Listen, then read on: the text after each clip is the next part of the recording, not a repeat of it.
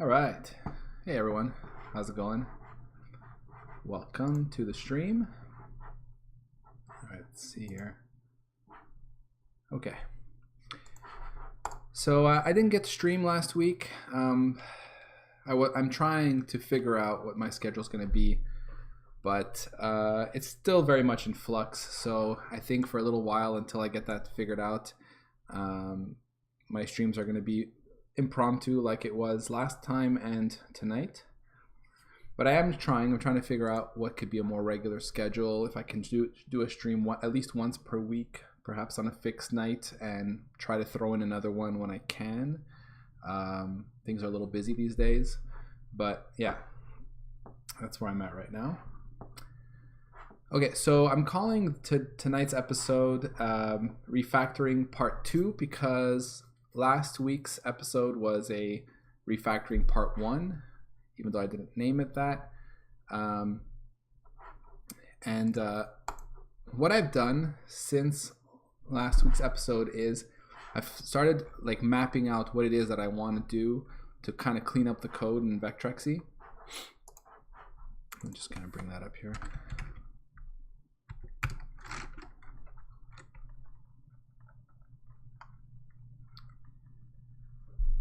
Okay, I'll bring this to 110.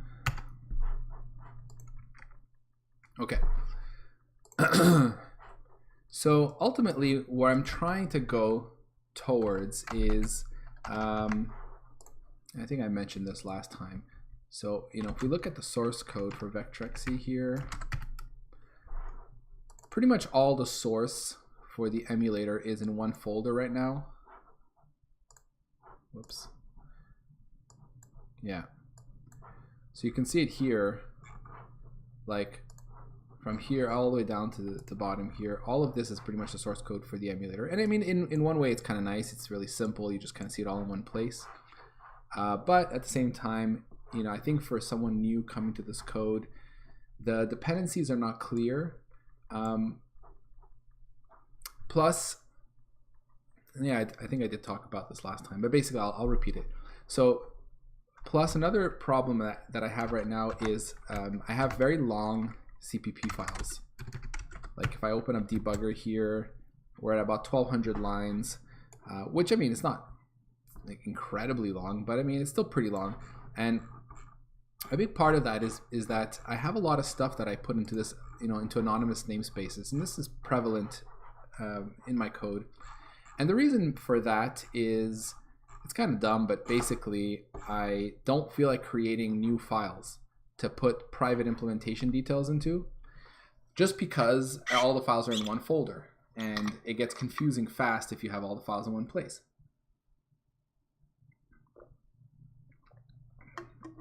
So obviously the solution is don't put all the files in one place.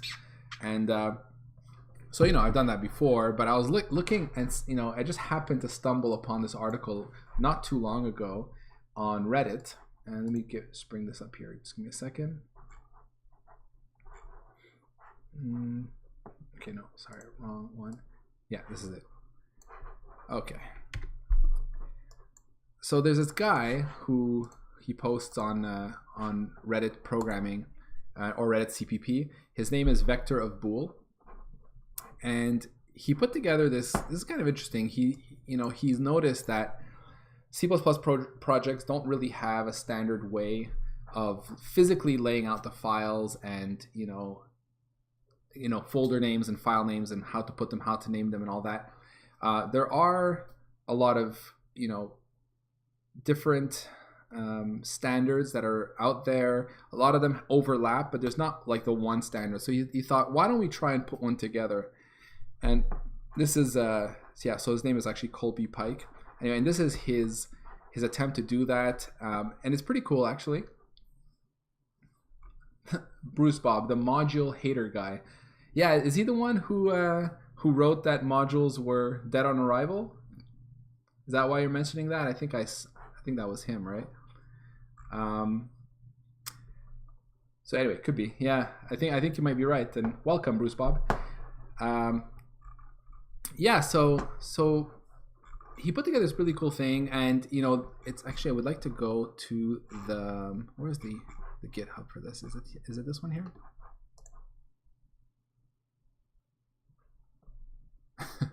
Okay. Nope. No, that would be his page. Apparently, he has a link to a page that doesn't exist. GitHub. There we go. Pitchfork. So this is the GitHub page. So yeah, Pitchfork is a set of conventions for native C and C++ projects, the most prominent being the project layout conventions. The layout specification is available in data spec BS. So he opened this, he started a discussion on Reddit. He actually has, issues that people have opened up to talk about different things, and he's done a couple of iterations. I've gone over it, and I agree with a lot of it. I think it makes a lot of sense. He kind of offers two different models of how to lay out things. Nothing strikes me as super weird or anything like that.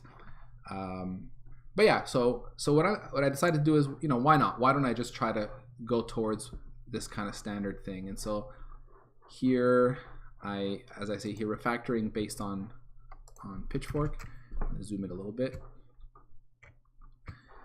So yeah, so basically this is just a couple of notes. He calls submodules in his thing. This is not Git submodules, but he says that, so yeah, source for submodules, not Git submodules, but source modules like Debugger, Core Graphics. He gave it that name because he said that he tried to come up with other names that people use, like components or packages or stuff like that, modules, and none of those really work because they tend to mean many things. Like modules now has a meaning in C++, and I think packages have meanings in like Linux, and so he just decided to come up with the idea of, it's like modules, but we'll call them submodules. So there's two ways to do it. He talks about using proper submodules, which is to say that you create a bunch of libs, they could be DLLs, they could be proper static libraries, or you can go without that. Just have a single, a single module, if you will. And that's what actually I'm going to go for, because it keeps things really simple, and I don't really have the need to break it all down just yet. And if ever I want to in the future, I should be able to do that pretty easily. I'm super thirsty. Okay. So the idea there is pretty simple. You have an include folder for public headers. You have a source for private headers and CPP files. And that's the key, is that you put private headers in the source folder. So something like include, then debugger. There's the header for the debugger. So this is a public header. And then, of course, there's the private implementation in a CPP file under the debugger folder. But then under debugger, I would have, say, breakpoints in .h and breakpoints.cpp. And these are only visible to debugger itself. Because the idea is that you never should ever have like a hash include with the source in the path, right? You should just ever have debugger, let's say debugger.h. You should never see like //source/ and that that would be a sign that you're accessing private files. So that's pretty standard. So yeah, and that's what I wrote here. So I started I took like all my files and started figuring out how I'm going to break it down. And this is pretty much what I came up with. And I could probably go further, but something like this. I'm going to break it down into folders for core. Core is kind of like, core, base, whatever you want to call it. It's just like a bunch of utility or headers that could be used pretty much anywhere. They're not necessarily for the emulator. So Bruce Bob asks, can you do that with target sources with CMake? Sorry, do what exactly? Do you mean like doing modules kind of thing? Like the using submodules? Yeah, so Bruce Bob, you're asking about public and private headers. So yes, and that that is true, you can do that.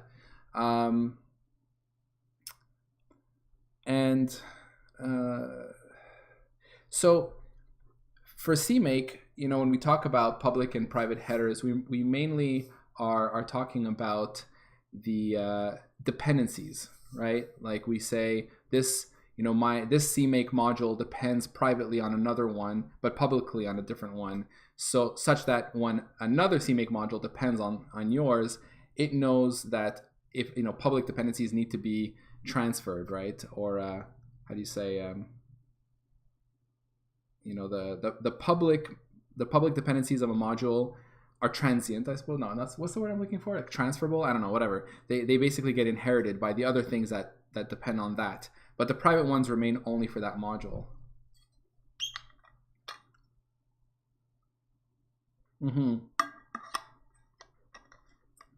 Right, but you know, setting public or private on a source file, I don't think on its own does very much, right? This is all about if one CMake sets another one, and as one CMake list sets another one as its target, and the public stuff from that one is brought in, and the private ones are not, right? But I mean, physically, if you put files in an include folder that are there, nothing will stop you from being able to include that file. You know, CMake won't be able to do that. You need to physically put it somewhere else. You know what I mean? Like, for example, you know, if I decided to put the breakpoint, like right now, breakpoints.h, if it's inside the same include as debugger.h here, nothing would stop me from including it. You know what I mean? And even telling CMake, oh, it's a private header, doesn't really make any difference. Just because of the nature of C++ and all that. Yeah, visibility without looking at CMake to figure it out. Yeah. I mean, part of it is that, right? And you know, the thing is, using submodules where, so I didn't really expand on this, but the idea behind what he calls submodules, or just libs, think of it as static libs. Let's say debugger would be its own static lib, right? So it would have an include, but it would also have its own source folder. And you know, whether or not we would put a debugger folder in there or not is not important.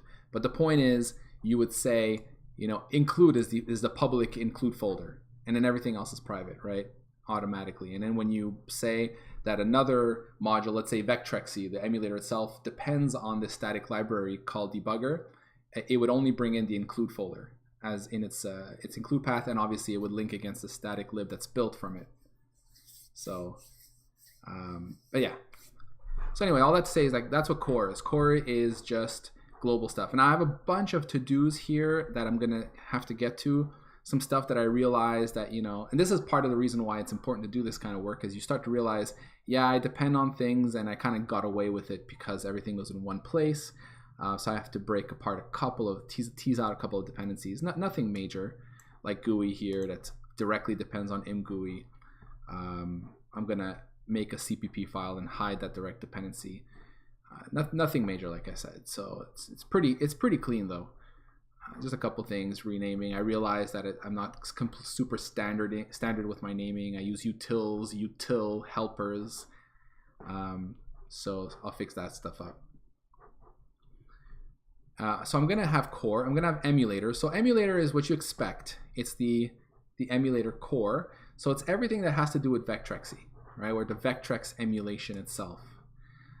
So you can see in here that, you know, stuff about the BIOS, ROM, cartridge, CPU, memory bus, the PSG, RAM, screen, shift registers, timers, VIA. These are all things that are very, very specific to the Vectrex emulator itself.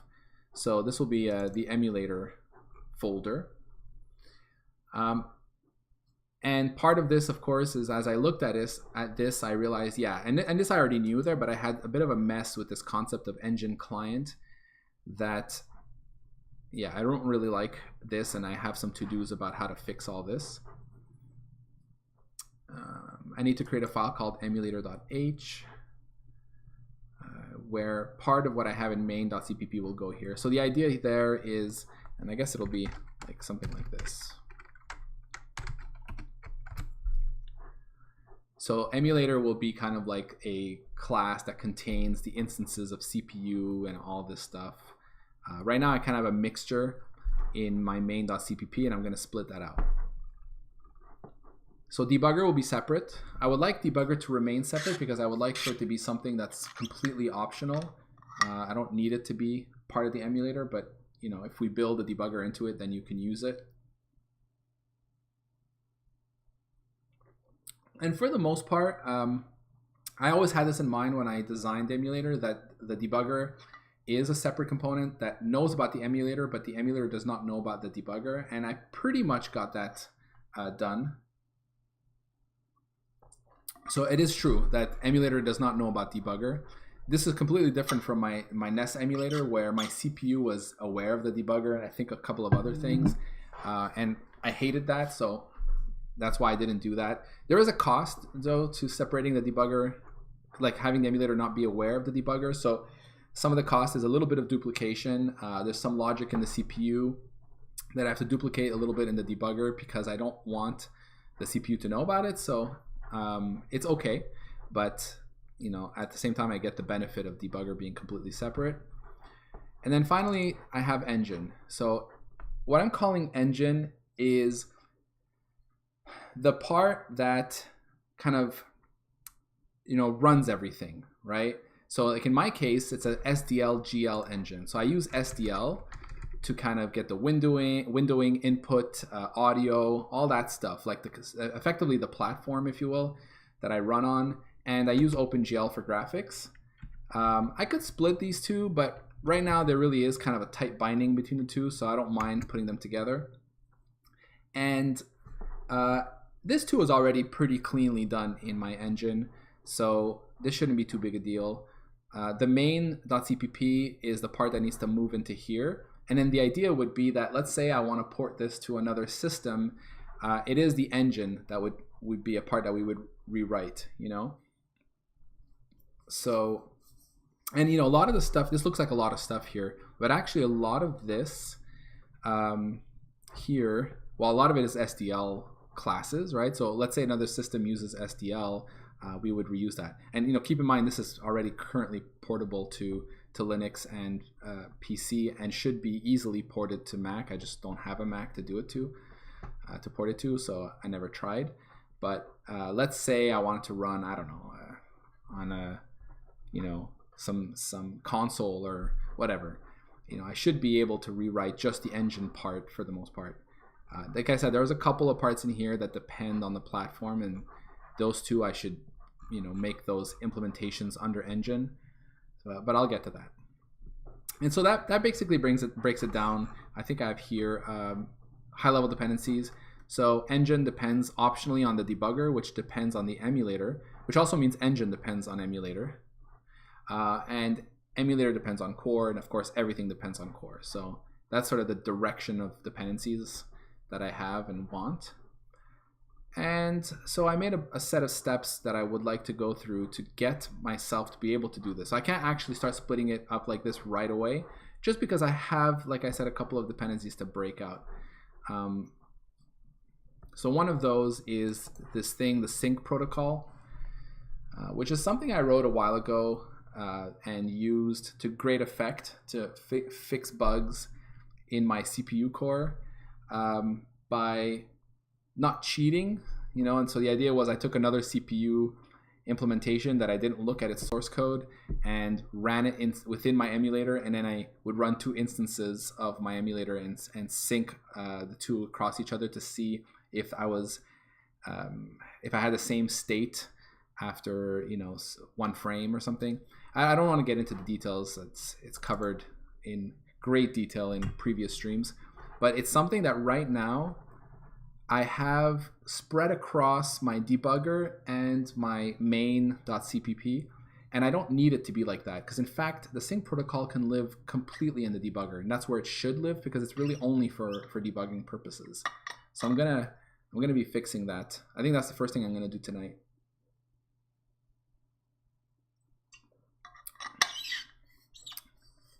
So that's one thing, and then after that I have a couple of other things.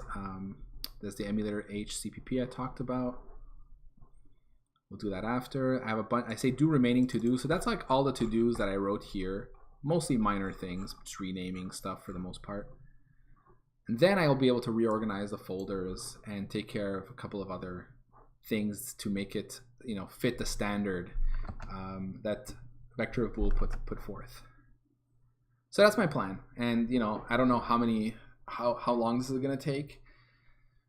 I consider that I technically started last time when I did a little bit of refactoring, although it had nothing really to do with the reorganization of files, but it's part of this general refactoring effort. So, you know, basically I got quite far with my emulator, and I'm very happy with the way it's looking and all that. But before I continue, I'd like to take the moment, because I wrote a lot of this quite quickly. You know, I just kind of put it together and made sure that it worked, and I didn't stress too much about the where everything went. Although I kept it relatively clean, but it's time. You know, it's time now to organize the files, organize the dependencies, because moving forward, I'd like that to be clean. And if anybody else wanted to get into this, I think it would be helpful for them as well. So that's the plan. So yeah, I guess I'll get started.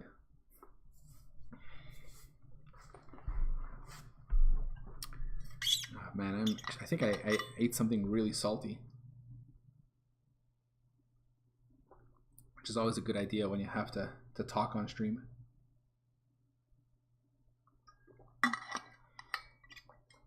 Okay. So move SyncProtocol into Debugger completely. So let's go take a look at what we're saying here. SyncProtocol. All right, so SyncProtocol is this header file somewhere here. I don't even think I have a CPP file. No, I don't.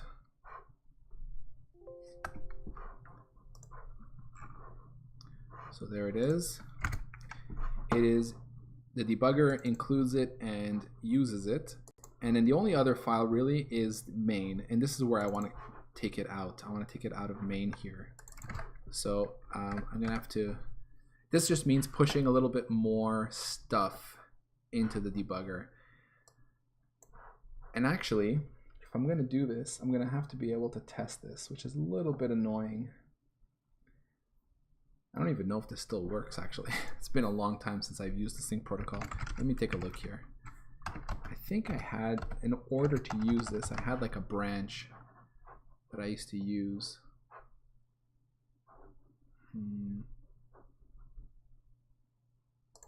I think it was here.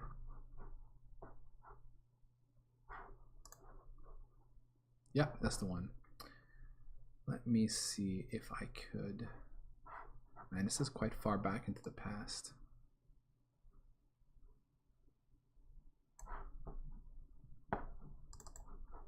Okay, this is what I'm going to do.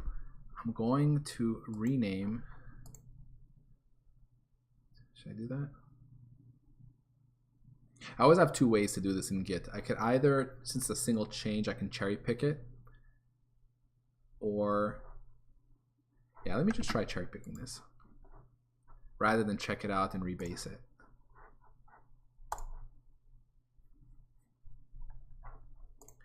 Okay, so I have some conflicts. That's what I was wondering about.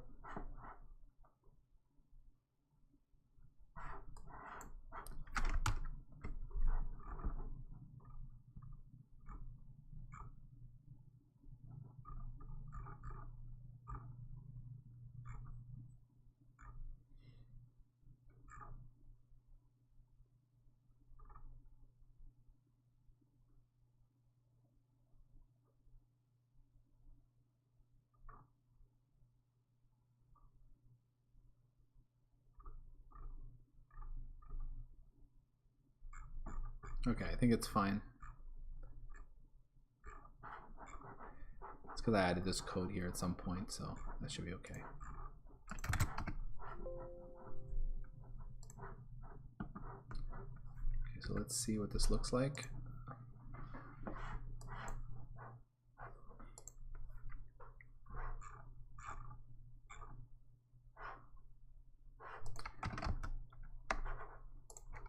Let's see if this builds.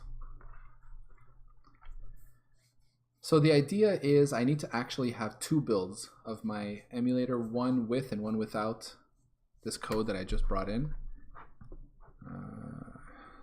Yeah, what's the deal again with this? Oh yes, I remember. I have to regen the CMake or bring in those files.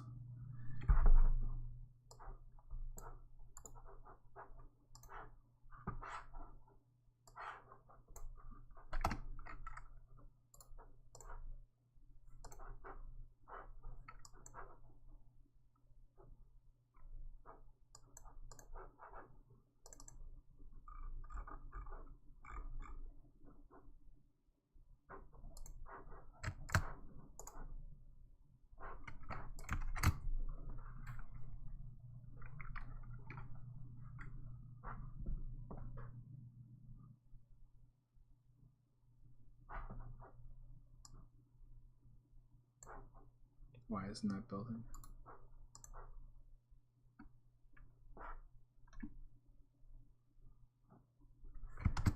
It's been a long time since I've done this. CPU reset, and it's saying that it can't find. Oh yeah. Okay, I have to. Oh yes, I need to define. Let me see. If it's not defined, set it to 1. Okay, include this. Now this impl is over here.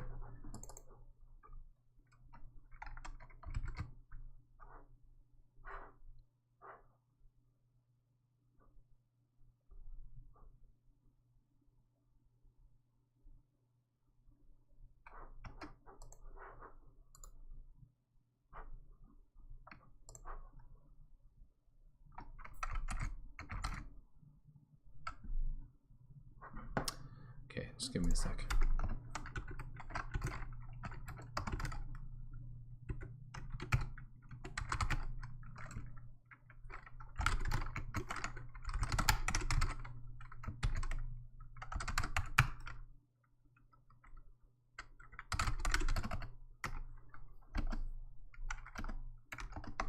Okay, so I'm going to force the branch here. Vectrex CPU integration here.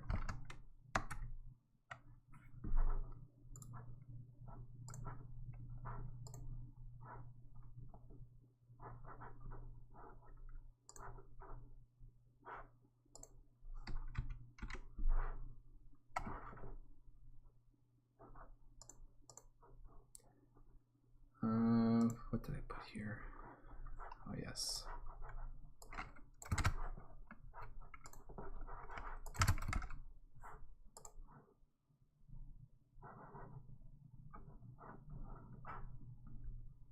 All right.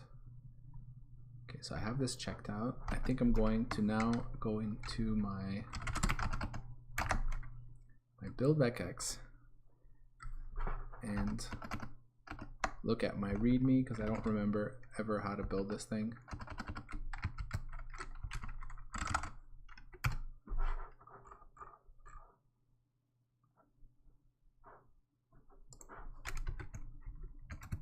Like this, something like this.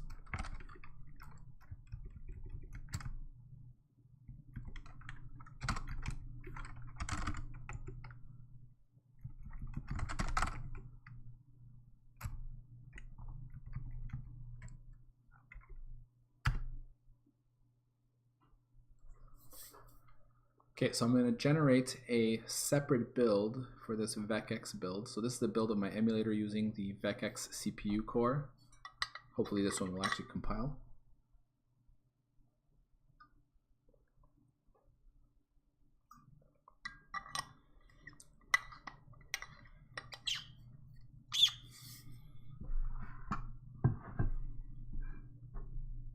Okay, I'm going to open up another instance of Visual Studio.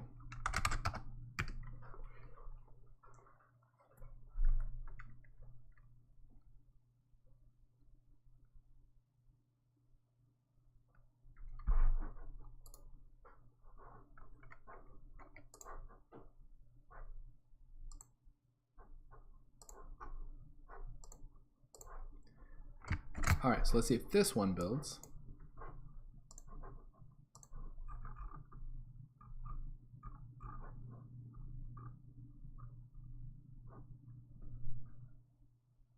Hopefully that builds.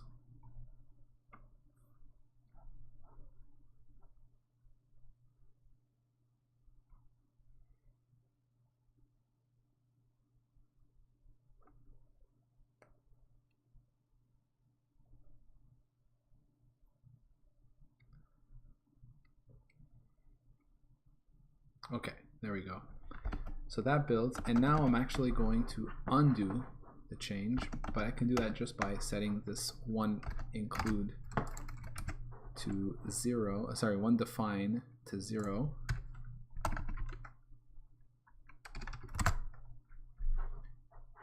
And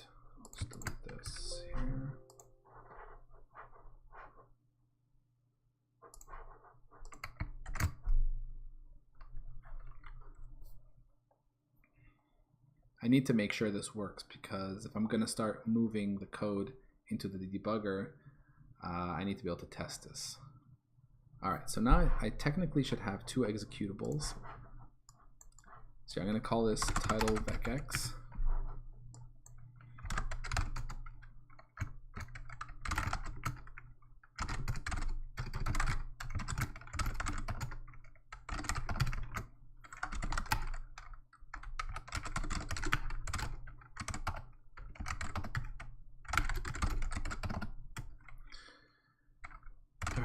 So we have a build here, and we have like that.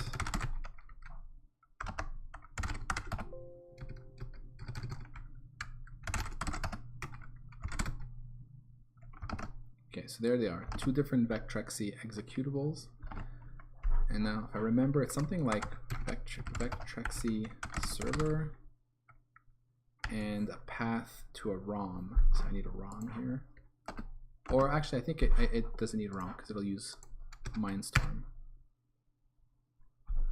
Okay, so it's waiting for a connection, and then here we do client, if I recall. Okay, and I already have mismatch. That's interesting. And also possible. I haven't done this run this in so long, so it's very possible that we now have something different between them. Instruction hash mismatch in the last 15,811 instructions.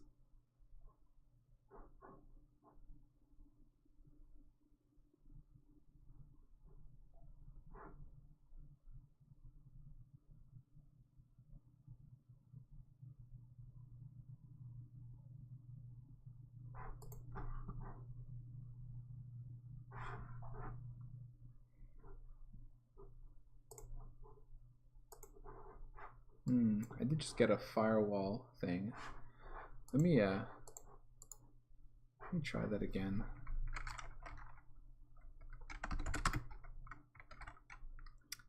Did I not have a way to exit? Yeah.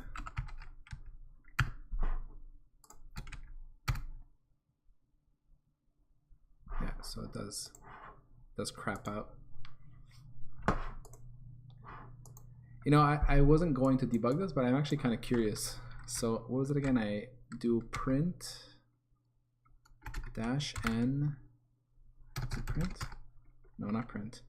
It's trace, right? Trace -n 12407. The other one says 12943. Let's do that.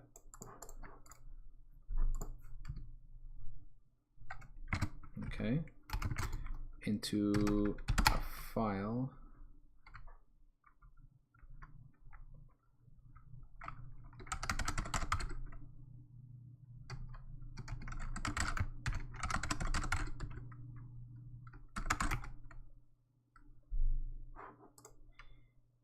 And here we do something similar.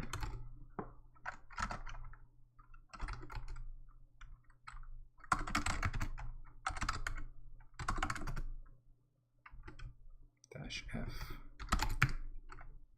So I'll write those traces to files, and let me just take a little compare of those.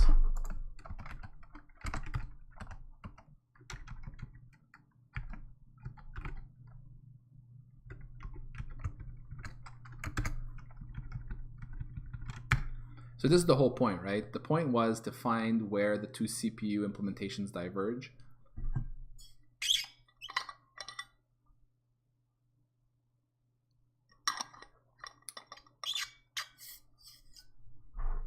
But then again, that looks pretty big here.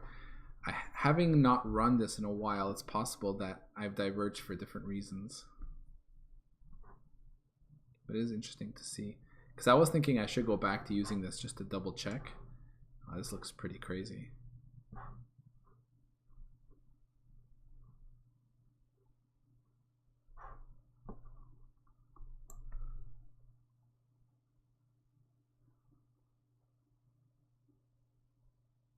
This hardly makes any sense though.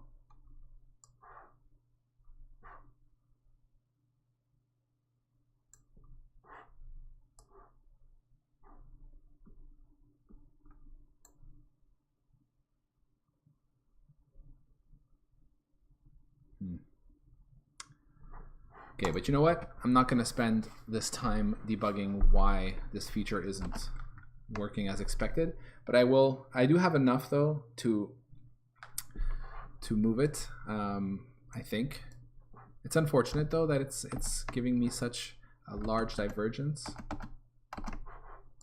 It's very, very strange.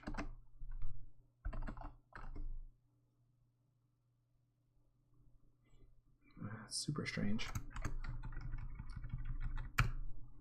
Because normally what happens is that, you know, you sync and you have, this can't be right.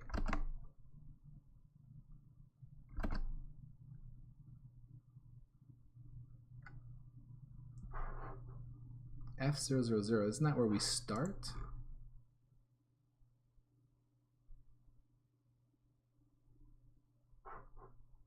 With init OS.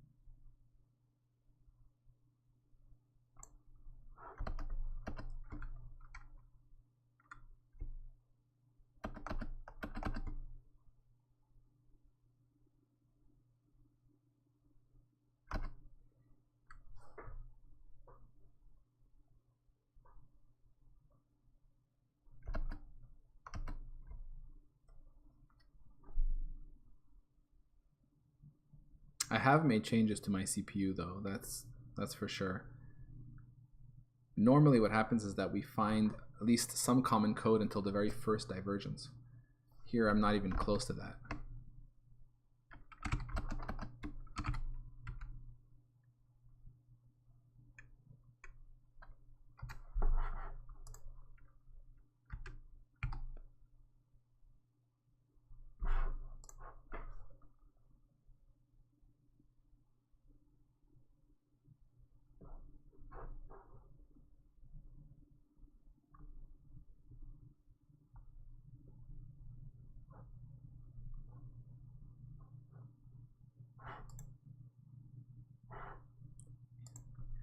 Okay, let's try this. So apparently now it's in the last 2002 instructions. So let's do the last 3000.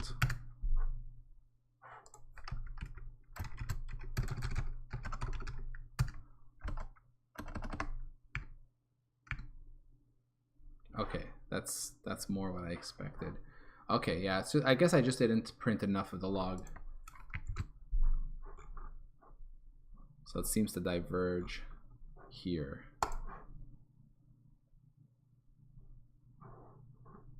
Okay. Entirely possible. I have made lots of changes to fix bugs.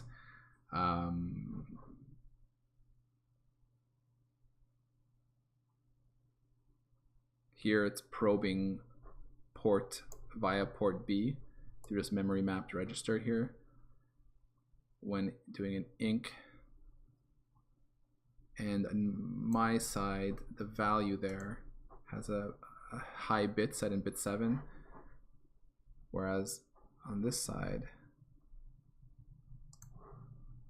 does that make any sense? Yeah, I don't know. But you know what? It doesn't matter. Because, and then of course, it makes sense that the rest diverges. Once you have one divergence, then all bets are off. But this is totally working. You can see that here, up until there, everything was fine. And the idea there is that we may have run, you know, some number of frames that were synchronized, and this is the first frame where a desync occurs, and we have the first place we can start looking. So that's the idea. So let me see now.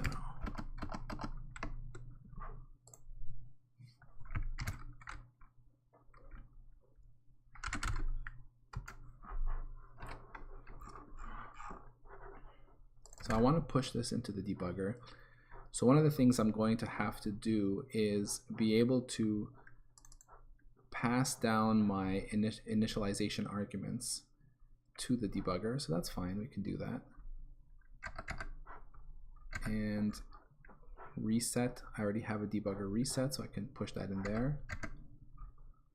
So this is probably the place where it's going to be a bit more tricky, is the frame update.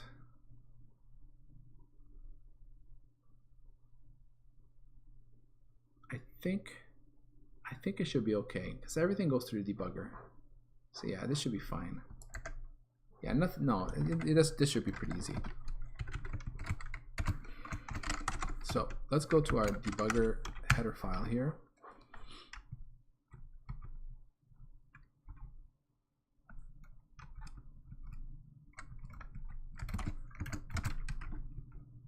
Add it there. And my init here has this.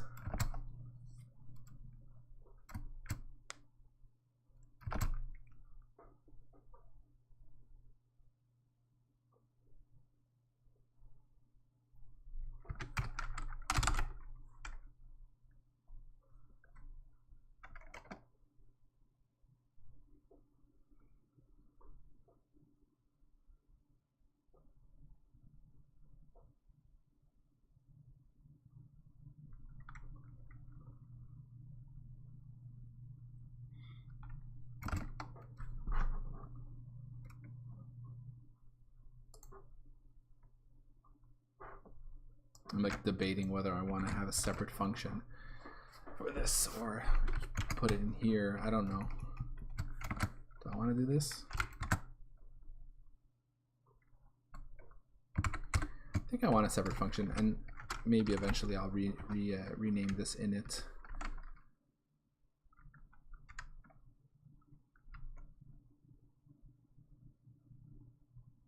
No, I'm going to do it like this.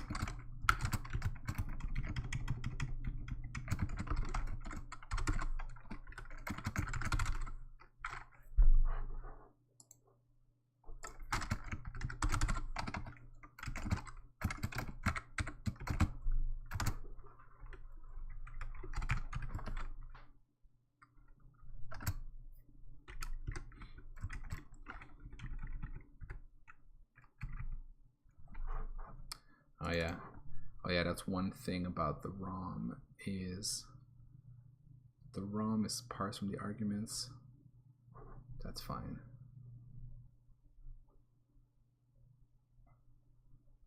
Except we don't expect a ROM to be there if we passed in server or client. Is that true? I have to clean that up.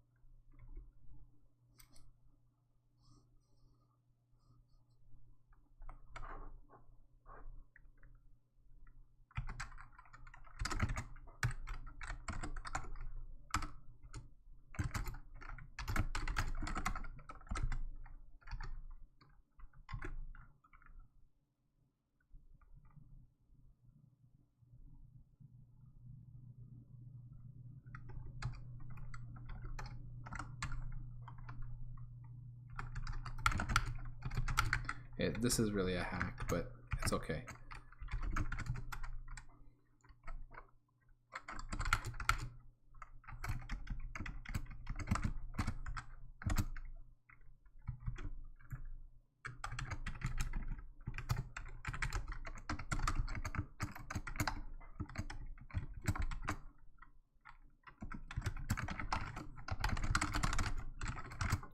Really what I need to do is I need to handle my command line args outside and just pass in information, not to actually do this here, but we'll do that another day.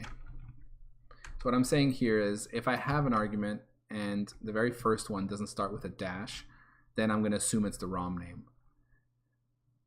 Or actually, maybe what I could do is slightly cleaner, is just go through my arguments here, and if it doesn't start with a dash, I'll do this way instead. So assuming exactly one argument.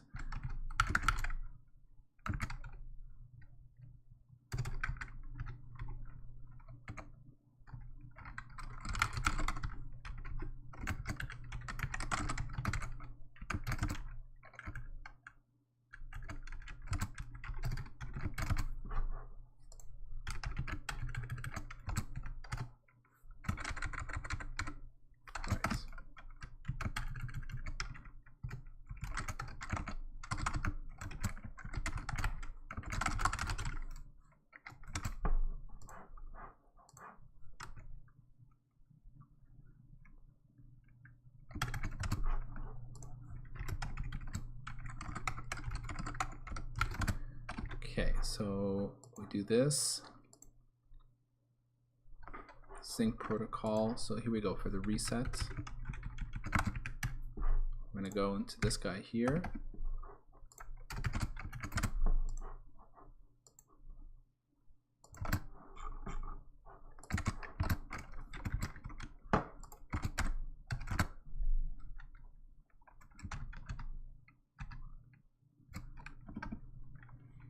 Oh yeah, that's one problem, is I don't have the randomize. That's annoying.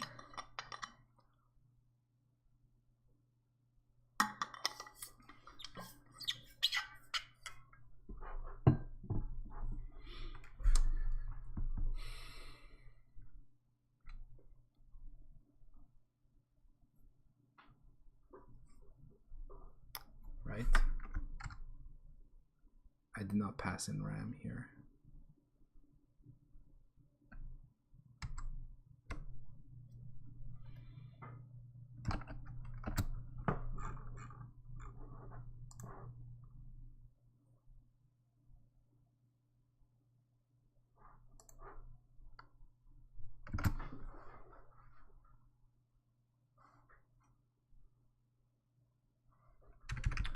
Okay, this is what we'll do.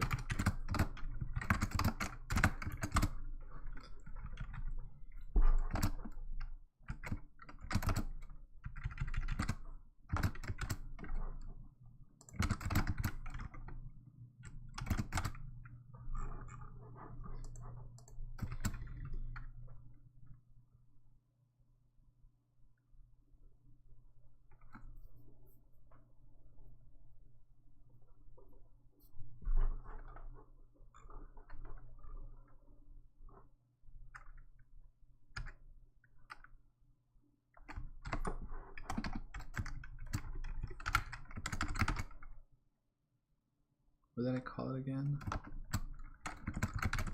RAM is, yeah, it's RAM. Okay, so debugger.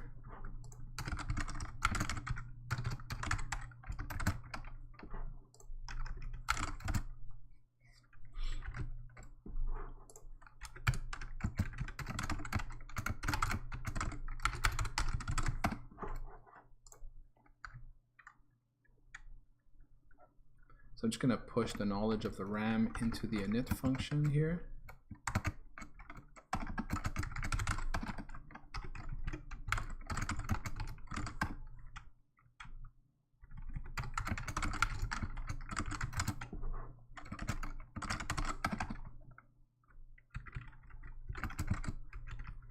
And what I'm going to do is say if we are server or we are client,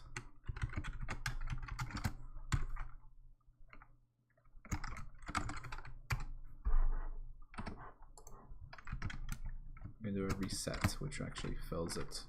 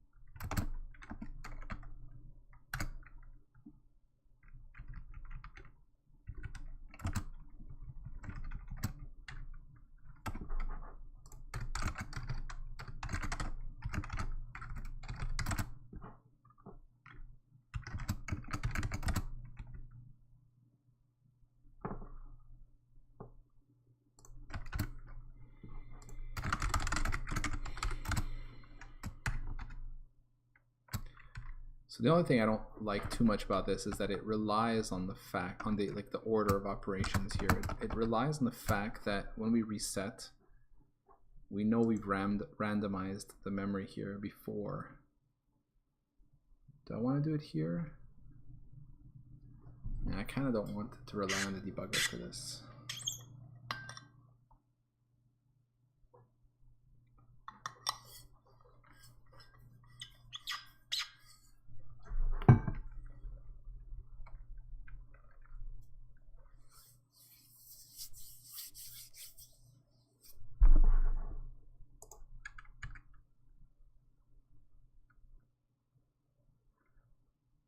That's okay. That's fine. Okay. And what we'll say is force RAM to 0 when running SyncProtocol.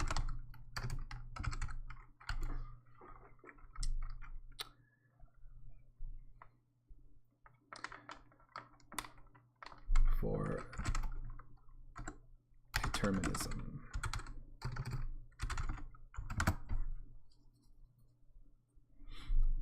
Okay. And now for the frame update. So this, I think we can just move it straight into the frame update here.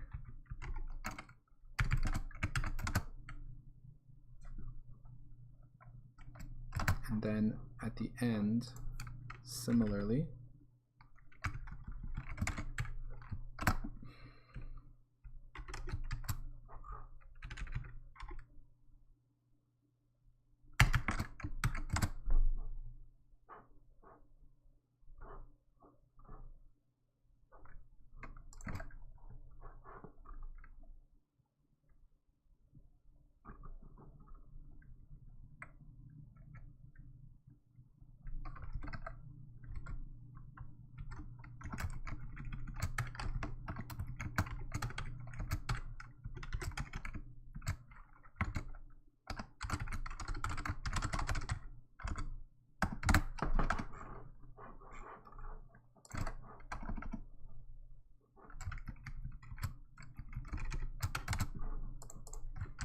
don't need to pass it in. Whoops. Okay. That was a stupid search and replace I just did. Like that. Okay.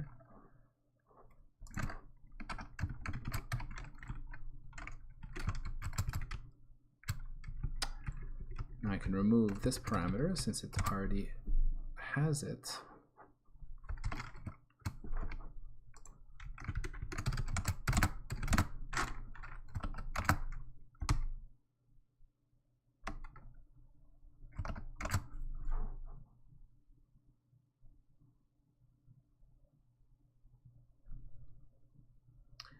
Ah, yes, that sucks.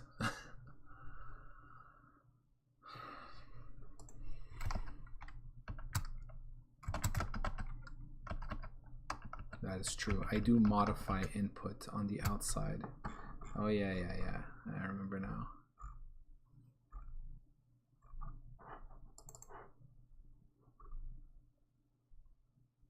Oh, okay. Yeah, that's okay.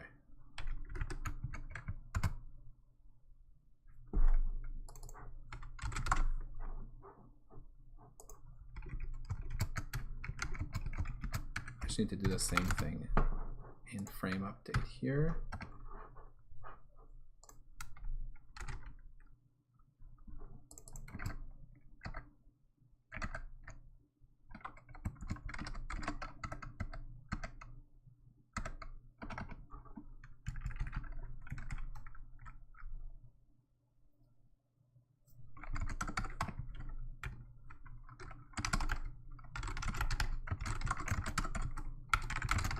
Copy input args so we can modify it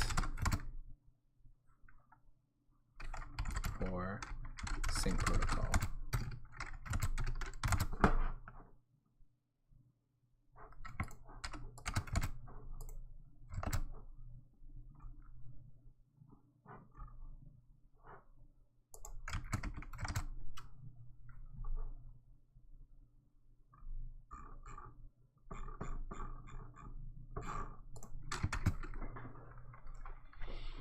Okay, so I think debugger uses undefined type. Yes, that is true. So my SyncProtocol header now needs to be in here. And in fact, probably only in there, right? Don't need it in the CPP here. Yeah. Main should compile now.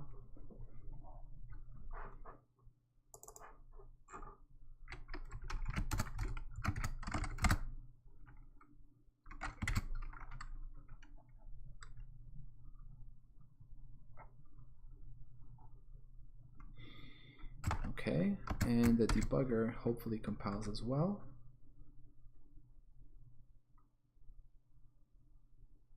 Okay, let's see if this builds and runs.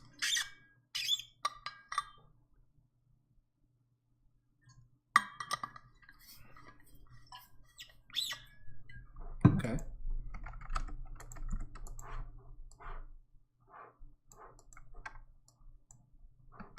I am in debug, so this is going to be painfully slow. Let me try it in release here. Oh, hold the phone. Did I? Aha. That might explain why it wasn't working before. I think I was running a old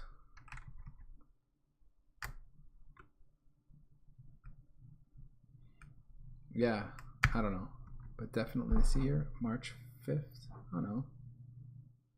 Oh no, sorry, let's build with Vectrex. What about this one?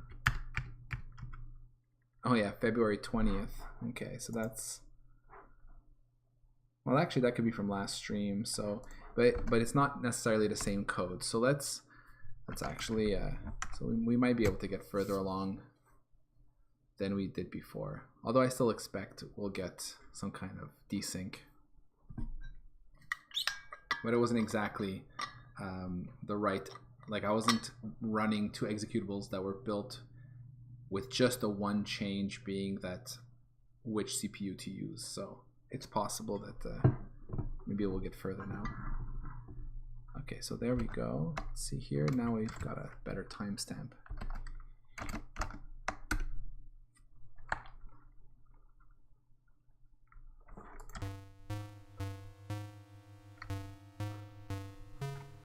Cool. So we're all back to running properly.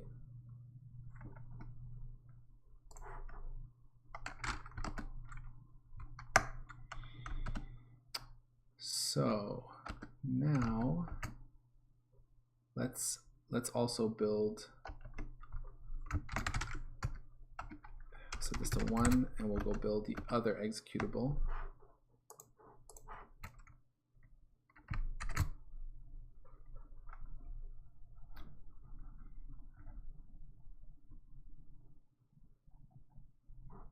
So I see CPU, debugger, and main are the only files being built, which is expected. So now we run Vectrexy in server mode. That's working. And we run the other one in client mode. Okay, and so we still have a mismatch as before.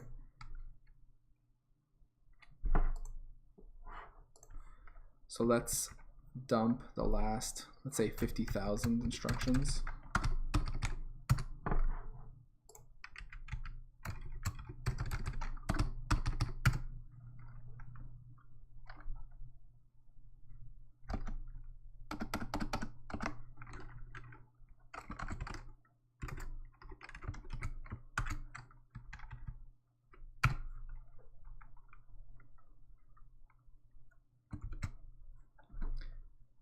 Okay, so we still have the same desync, but that's fine. What this proves is that the change I made is equivalent to what I had before. So that was the point of this work.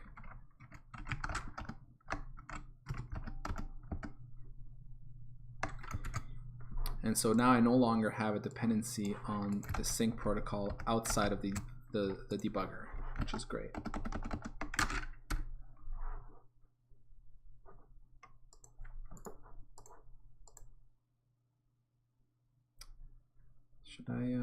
Should I do this?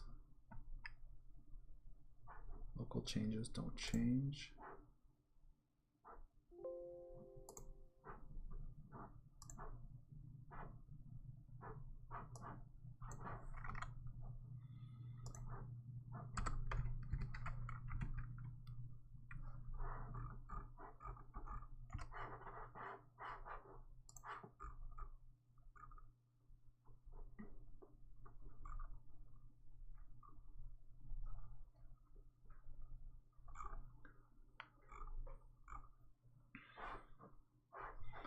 Let me also make sure that if I pass it a ROM, it still runs as expected. Go get a ROM.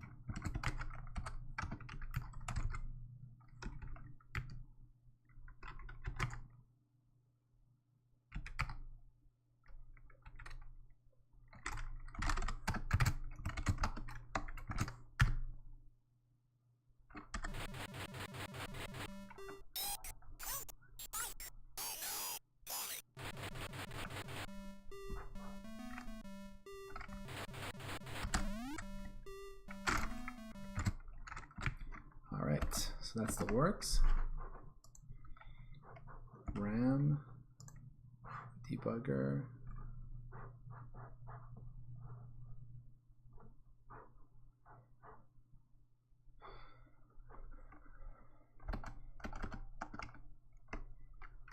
Just double check one thing. If I go into debugger here, in the right version. Yeah.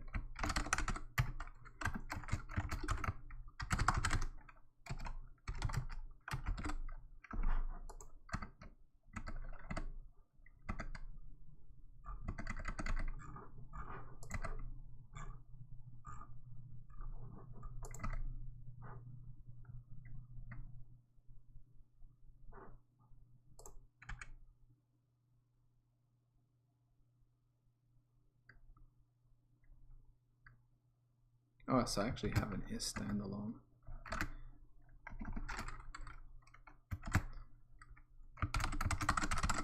So here I can say if it's force RAM to 0 when running sync protocol for determinism. So if it's not standalone, I can say instead of this. So if I'm not standalone, then 0. I don't know if that's any clearer.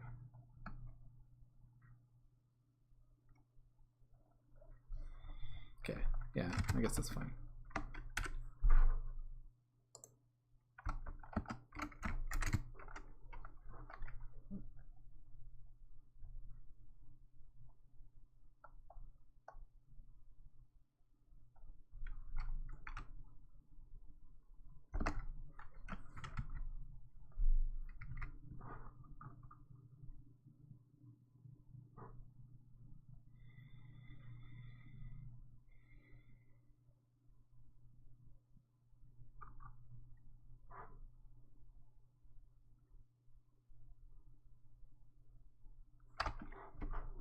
One other change I want to make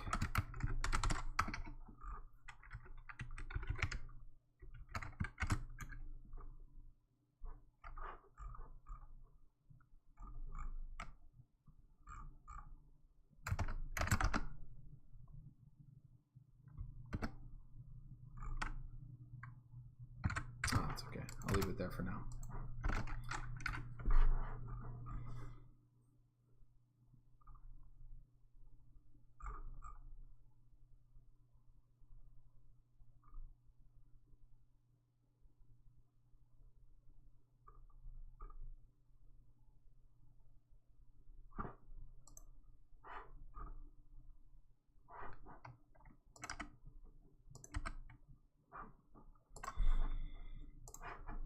Okay.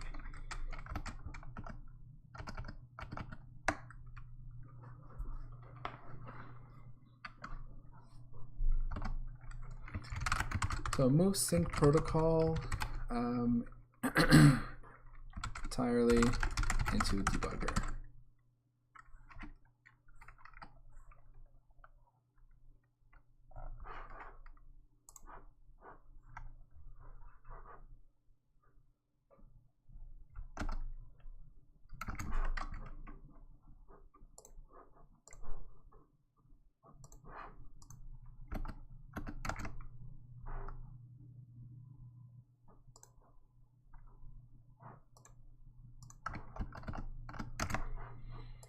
All right, so this is done.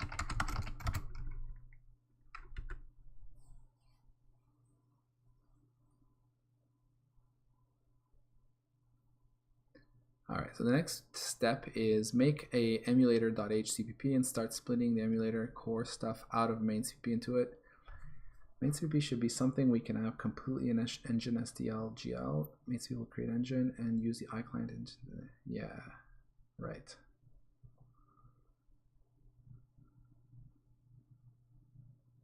Okay, so we'll start doing that. I don't know if I'll be able to finish this tonight, but we'll get started on it.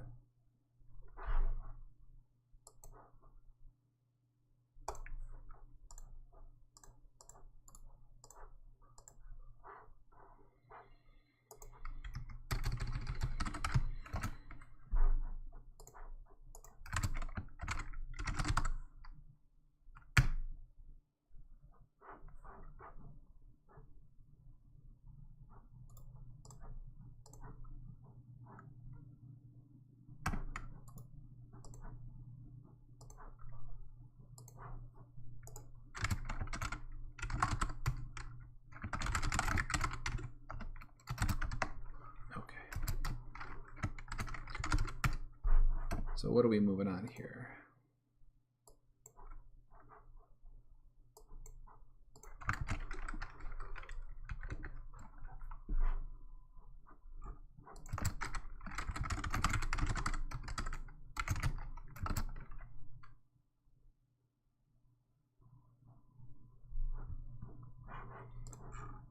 So basically, I want something similar to what we have here.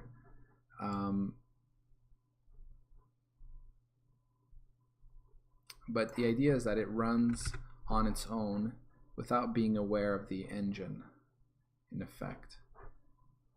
Including that includes a debugger. So like all of this will go in there.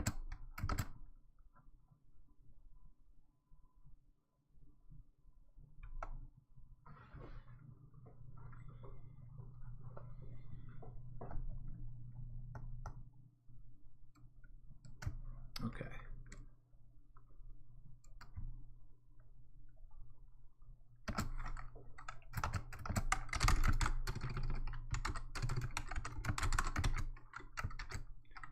We'll have some init function like this guy without the argc argv, where we'll have the overlays and that.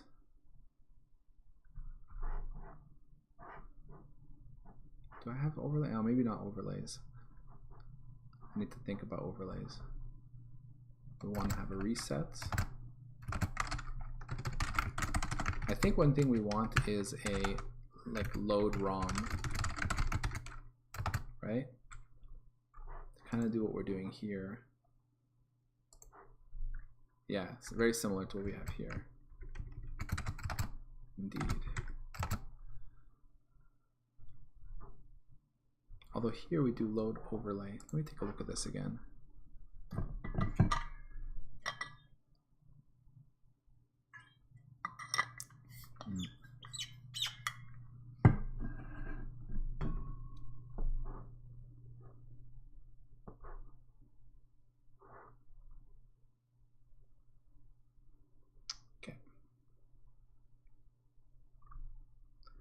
I'll leave the overlay in this section of code for now and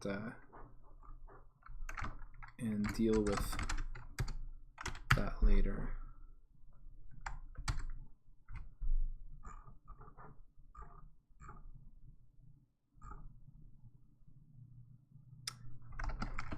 What did I decide for overlays?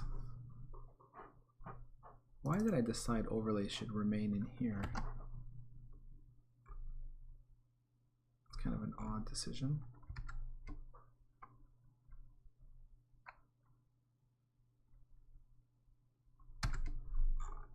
That doesn't even make sense.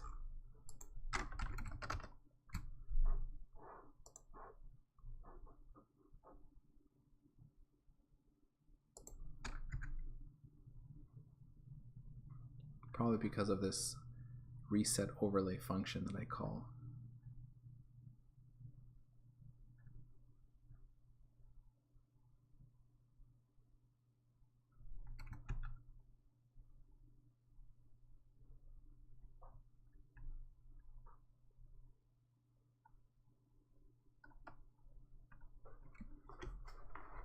Okay. We're going to need a frame update as well. Pretty much the same as this one.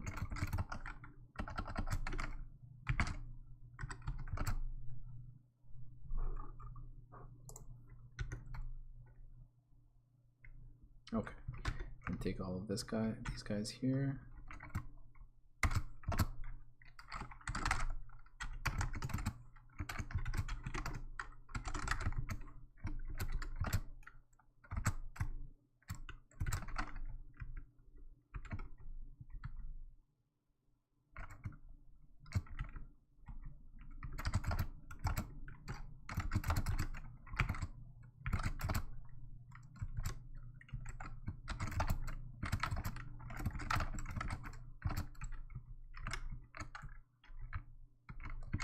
CPU.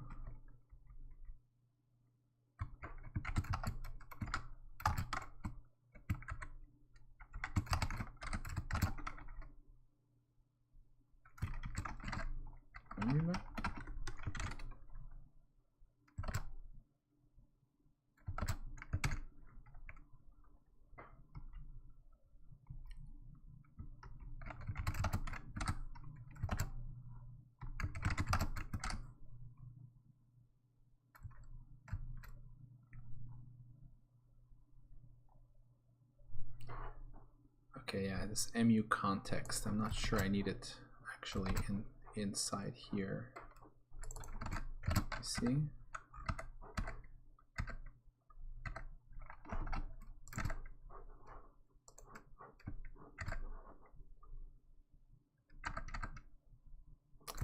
No, I don't need this. At least I don't think so. Okay.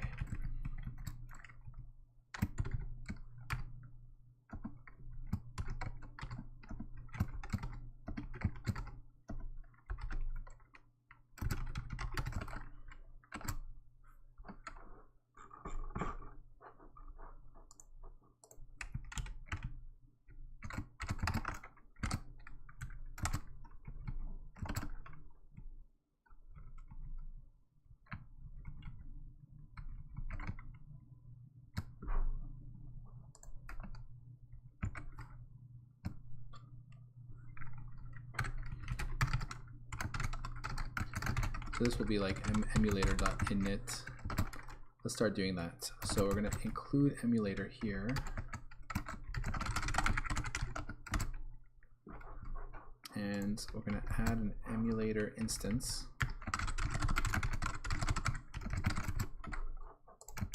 We're going to initialize it here. I'm just calling init.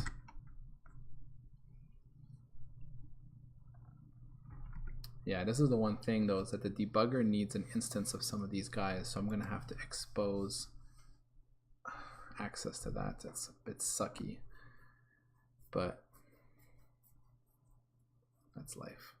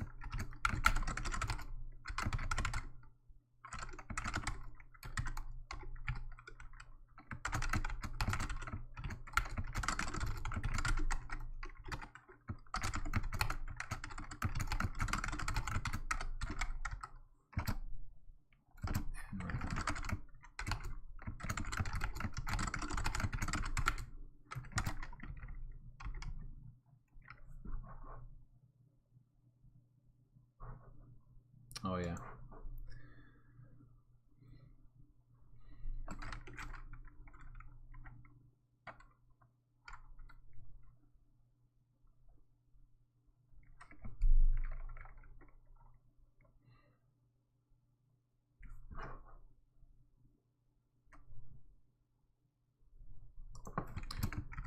I thought I was allowed to name functions after memory, after data types. Am I not allowed to do that in C++? Been doing too much C# lately. I think you're allowed in C#.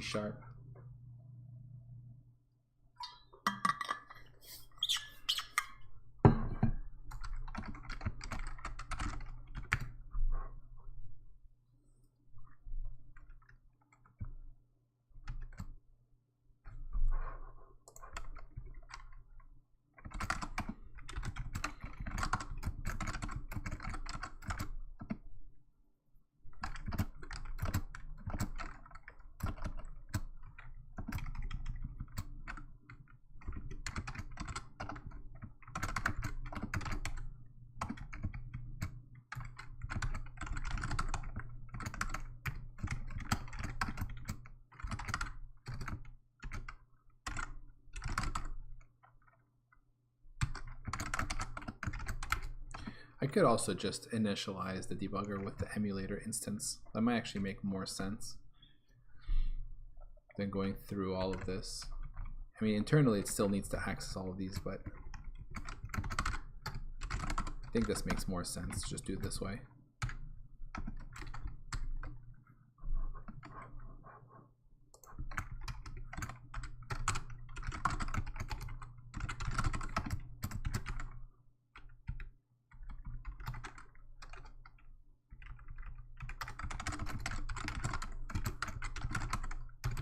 Emulator.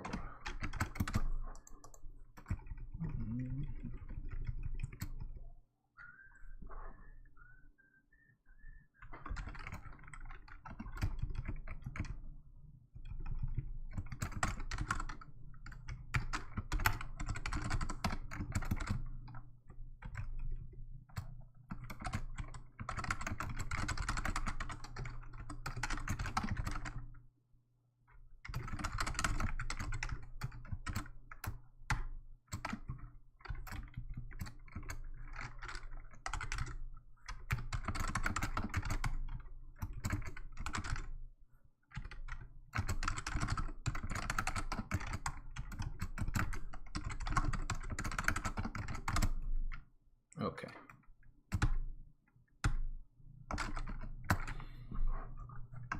Now here, don't load the ROM this way or the BIOS this way. Okay, for this, I'm just going to move that into the emulator for now.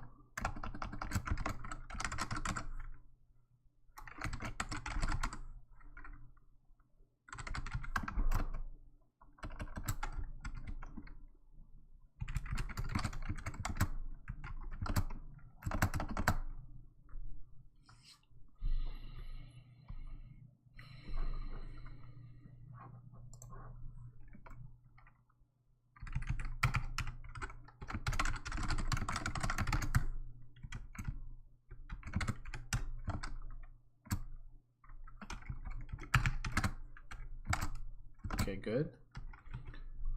So load ROM is going to call, okay, we needed to say whether it succeeded or not.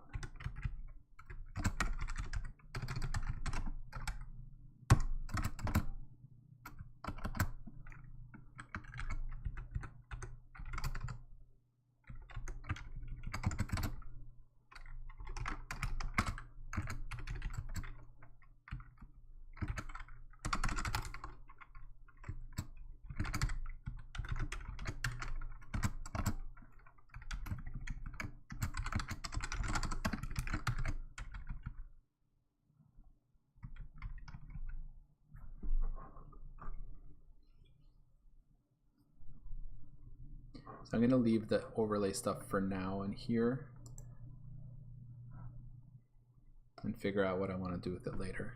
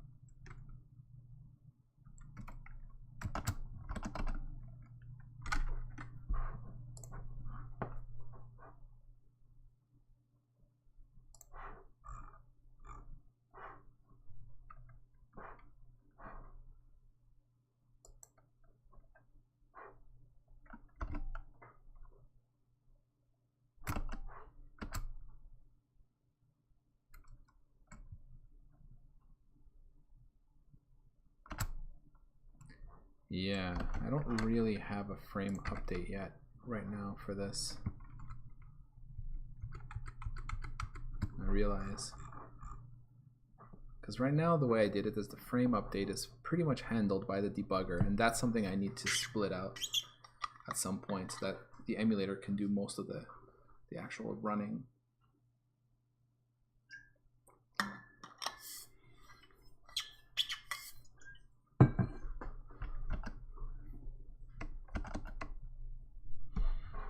Think for a sec.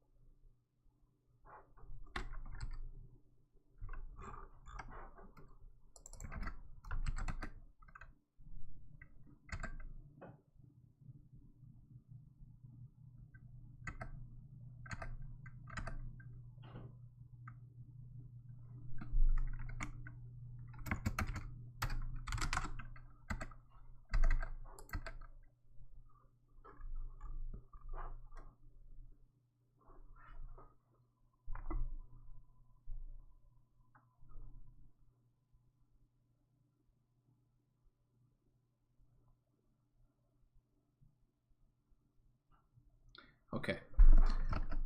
Yeah, so I'm not going to have a frame update, actually. What it is that I need...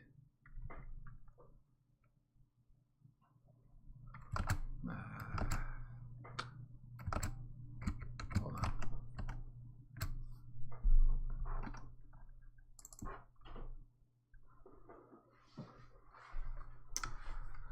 I'm not sure that's true.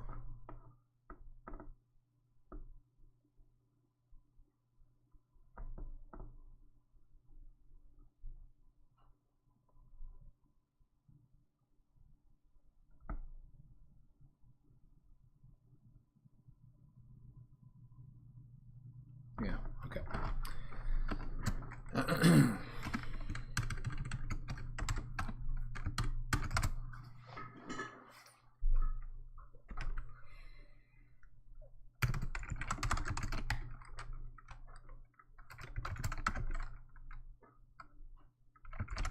Move, execute, instruction, and updating via out of debugger to here.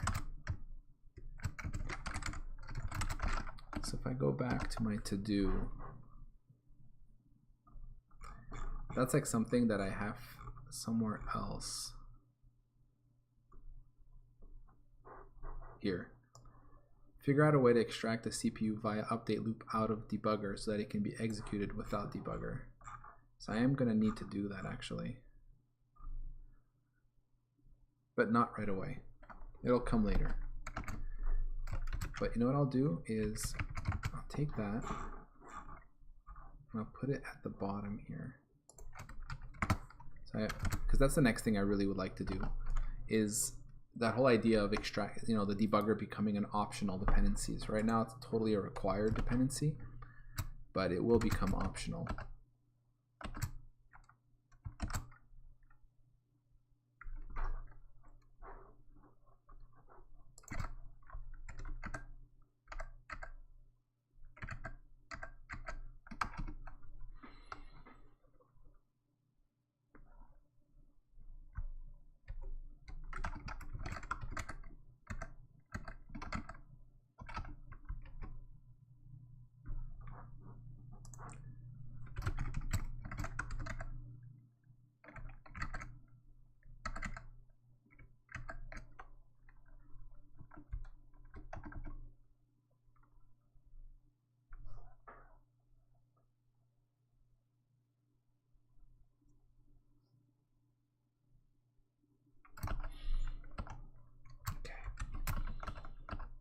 Here.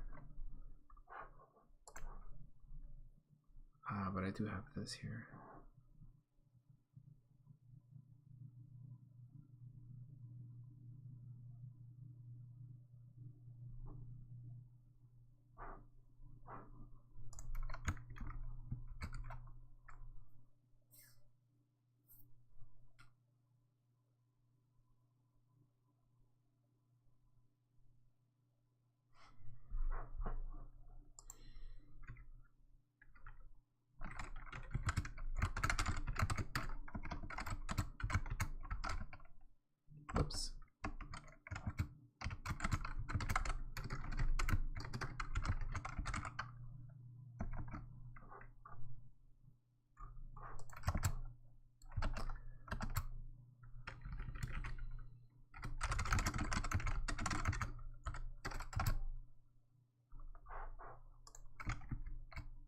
double.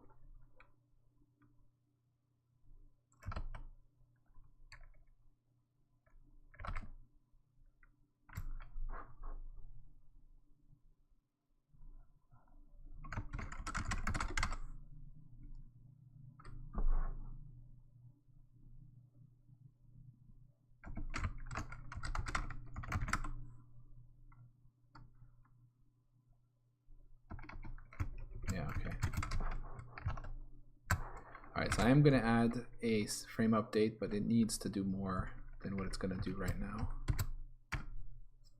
Nope. Create definition.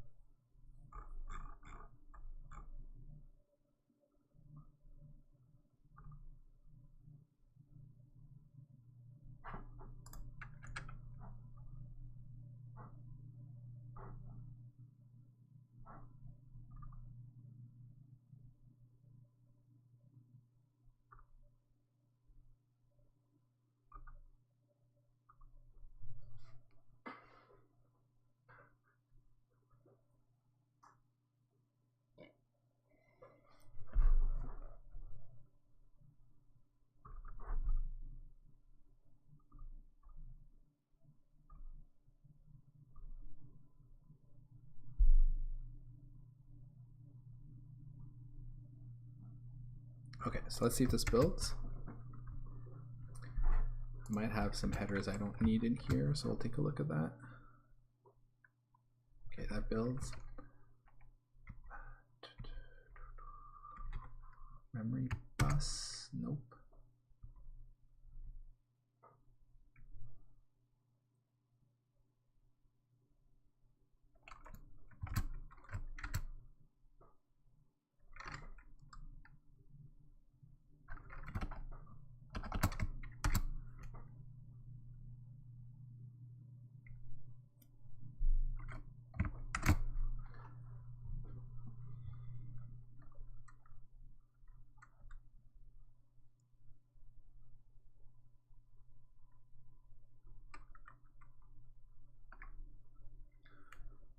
Okay, this should work.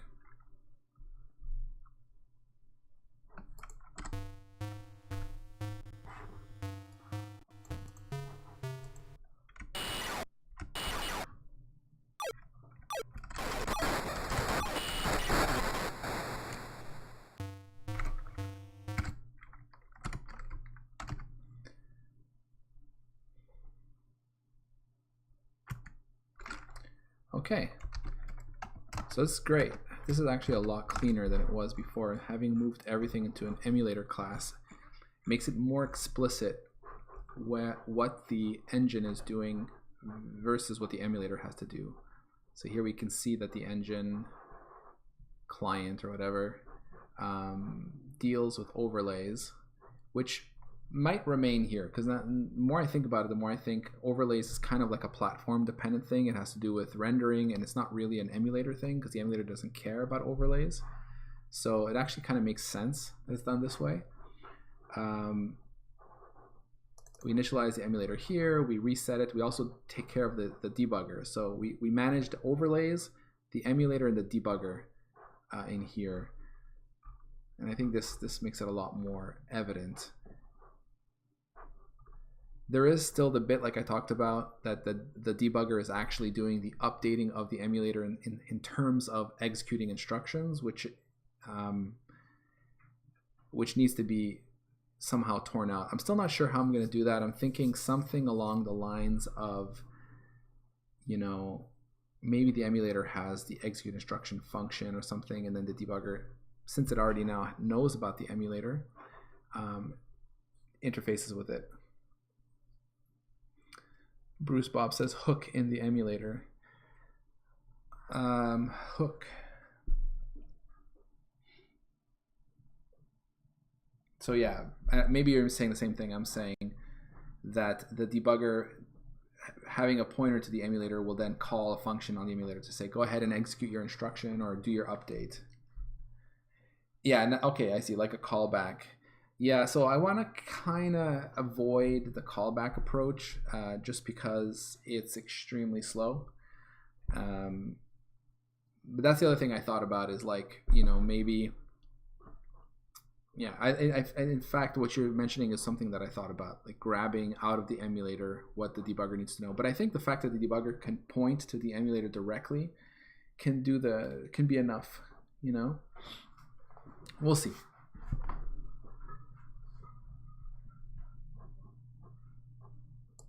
Because really there's not much, right? Like in terms of the mess of what has to happen in here, if I go to execute instruction,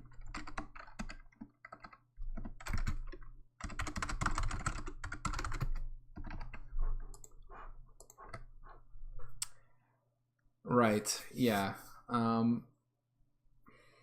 Yeah, we'll see. Like I said, I really want the debugger to be driving, and I know that callbacks is one way to break the dependency, but it's extremely slow. Especially to do it for, like, you say every cycle, it probably would be for each instruction.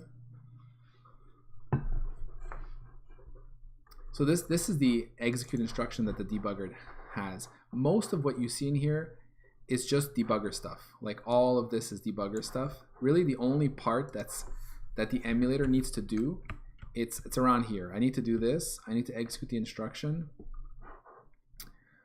There's a couple of hacks here that I need to clean up, but basically this here as well, this here. So you see, like, this portion, I think if I just move this portion into emulator and call that like execute instruction, we should be okay. Indeed, I think I can just do that.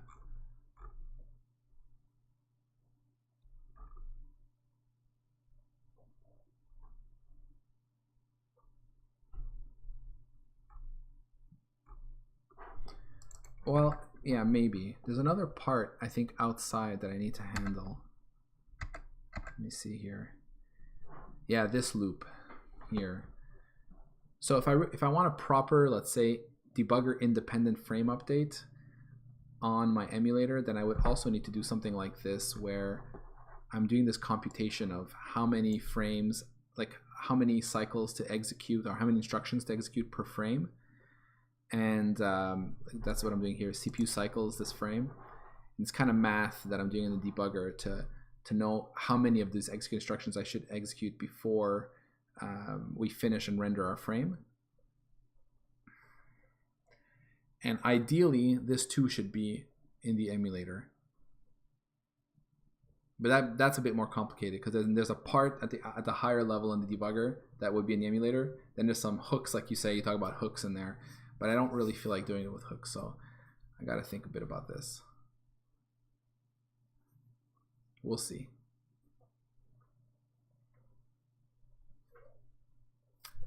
Hold on a second. I'll be right back.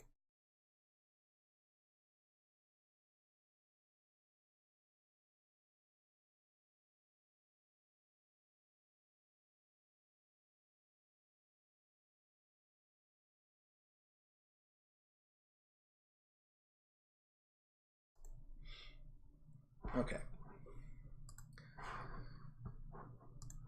So anyway, so that'll be something I gotta look at later. But for now, this is good enough. In terms of being able to split the files, I mean. So that's the goal. Slowly but surely.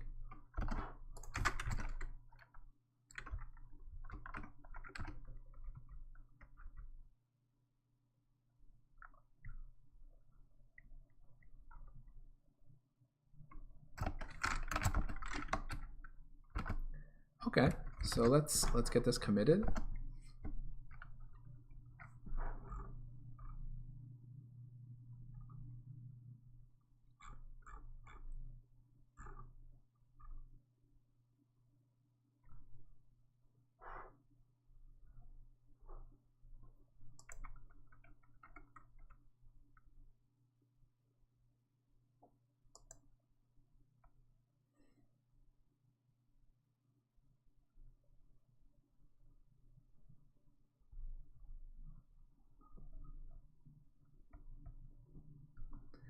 You know what?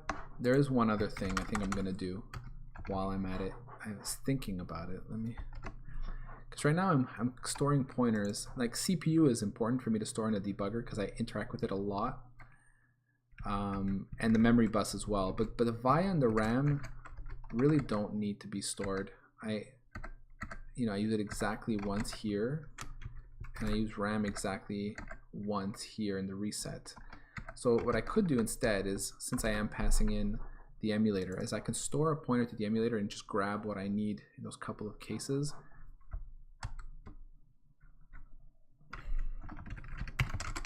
Something like this. So the idea would be to get rid of these two here.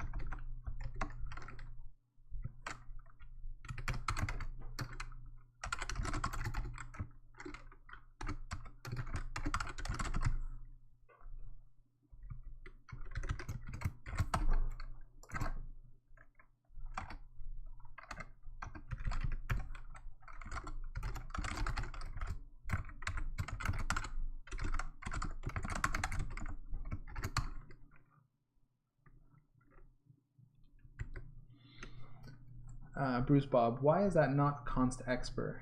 Yeah, I probably should be. I haven't const expert everything in this code. I did start this code, a little while ago, so I still have a little bit of, some const experting to apply here and there.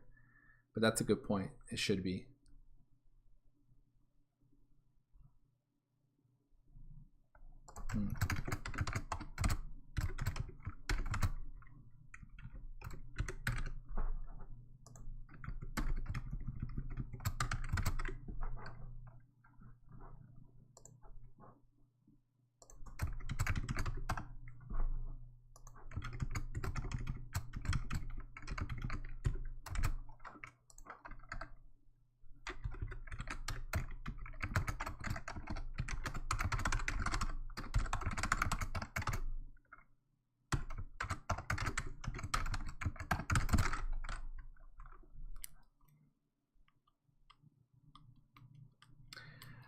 No, it could not be const because I'm modifying stuff. Like right here, I'm calling functions that return non-const, values like the RAM ref here. The pointer itself could be const, right? If I were to set it once in the constructor, but I'm not. I set it in a member function, which maybe I could fix that at some point. This init thing, I could probably just use the constructor to set the emulator, and then I could have a constant pointer to an emulator that is itself not constant. But honestly, constant pointers matter very little to me. It's unlikely to reseat a pointer. Yes, I know. I know you meant a pointer to a const emulator, but like I said, no, right? Not a const pointer to emulator. So the answer is no, right? It's the same as before. Basically, if I have to call functions on the emulator like getRam, which returns a non-const ref, so that I can call a non-const function like 0 on it, then I definitely need the emulator to be a non-const, like a pointer to non-const emulator. You know what I mean? Like even here, the VIA, I'm going to be doing stuff to it that is non-const.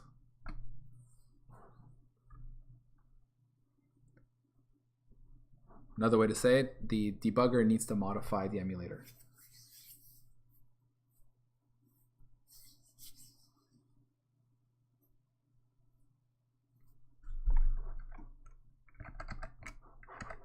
It's possible that eventually it would not need to modify it, right? Oh yeah. Please, by all means, ask questions like that. They're good questions. In fact, when you ask me those questions, you make me think through whether it makes sense. You see, so now you're saying that, I'm thinking, when my emulator is able to execute its own instructions, and perhaps there would be a way to make so that the debugger deals with the emulator in a const fashion. Although if I did that, it would not be able to call the execute function on it, because that would modify the emulator state. But if I were to pass in, say, a functor, pass in a function to the debugger to say, here, call this when you need to update, then I could do that, you know. So we'll see. But it's a great question, and do please keep asking. I definitely welcome that kind of those kind of queries.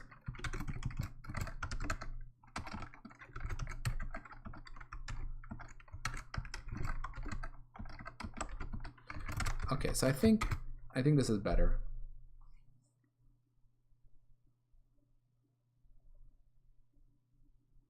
And the only reason, like I said, I store these is because I access them in quite a few places. So just to keep it fast, I cache the pointers here.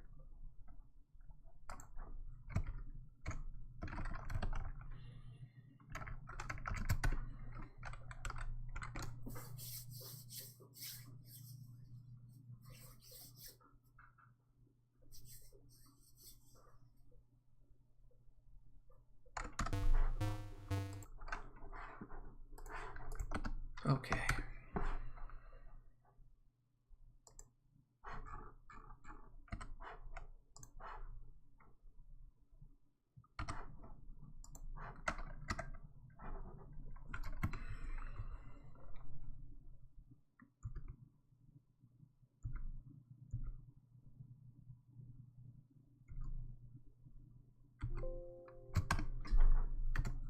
Okay, that goes here. And I add these two files.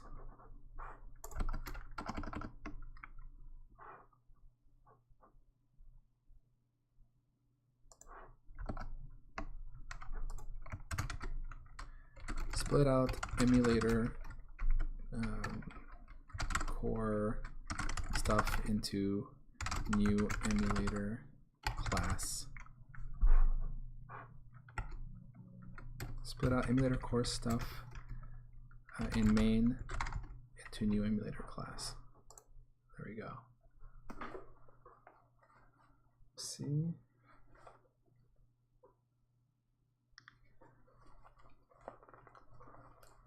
Okay, so that's cool because now we've done this one. I can't type. What? Oh, my numlocks was on.